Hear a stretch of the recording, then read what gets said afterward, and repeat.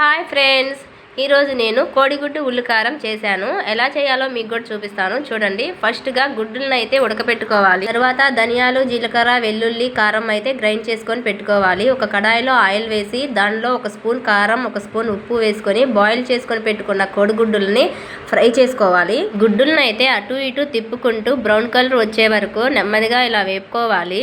తర్వాత మనం ఫ్రై చేయకుండా ఒక గుడ్డునైతే ఉంచుకున్నామండి.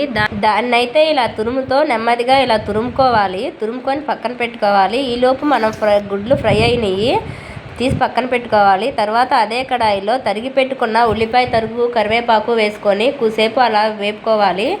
మనం బాయిల్ చేసుకొని పెట్టుకున్న కోడిగుడ్డులను అయితే ఇలా మధ్యలో కట్ చేసుకోవాలి. తర్వాత వేగుతున్న ఉల్లిపాయ ఫ్రైలో తగినంత ఉప్పు, పసుపు, తరిగి పెట్టుకున్న గుడ్డు తురుమును కూడా వేసుకొని ఇలా కలుపుకోవాలి. తర్వాత మనం ముందుగా గ్రైండ్ చేసుకొని పెట్టుకున్న ఉల్లికారం ఉంది కదా, దాన్ని కూడా వేసుకోవాలి. అది కూడా వేగిన తర్వాత ఇప్పుడు మనం కట్ చేసి పెట్టుకున్న గుడ్డులను అయితే నెమ్మదిగా ఇలా పెంచుకోవాలి. గుడ్లని మెల్లగా తిప్పుకోవాలి. చూడండి, చూపిస్తున్న విధంగా నలగకుండా తిప్పుకోండి. నేను తీసుకున్న కోడిగుడ్లు ఫారంలో తెప్పించాను. అవి నిన్న పెట్టిన కోడిగుడ్లు అంట, అందువల్ల కొంచెం నలిగినాయి. ఫైనల్గా కొంచెం కొత్తిమీర వేసుకోవాలి, అంతే. స్టవ్ ఆఫ్ చేసేసుకోండి.